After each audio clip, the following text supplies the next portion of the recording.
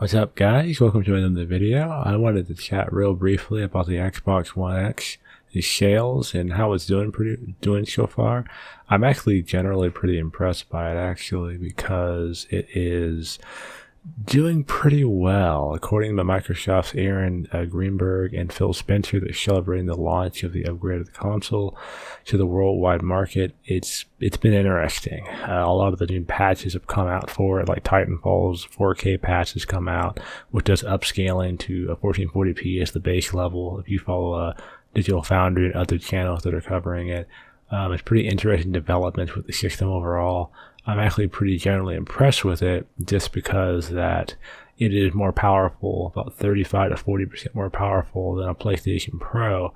Back when the very first upgraded console came out, the PlayStation Pro, in 2016, there was a lot of skepticism surrounding it, mainly because people felt like, there was no need for a mid-console refresh of these consoles. But as time progressed on, you saw some interesting performance gains, both on PlayStation Pro and on Xbox One X, but then again, maybe too early to tell with the X right now. But there have been some interesting upgrades like Titanfall, Shadow of War, and a few other games have kind of shown off some of the horsepower.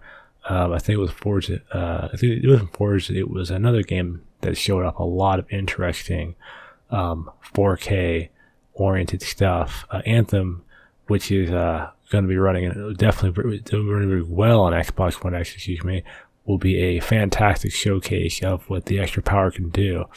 Now, one of the things that's always interested me is that I always wondered whether or not developers would start focusing their efforts on just developing games that focus on these new consoles versus the base models, even though they're trying to keep an ecosystem.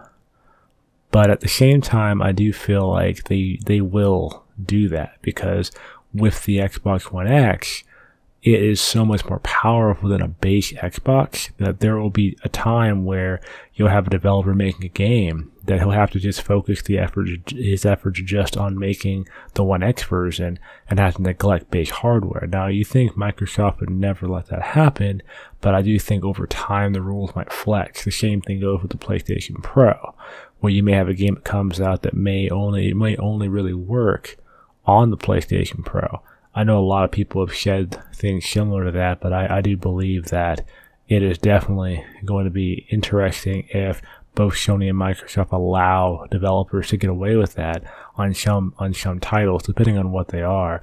Probably will be more based around exclusive games, or maybe more around third-party games. But that's just what I've been rallying around. I know a lot of buzz has been going on about the Xbox One X, but I'm just curious what you guys think. Leave a comment down below, and have a good one.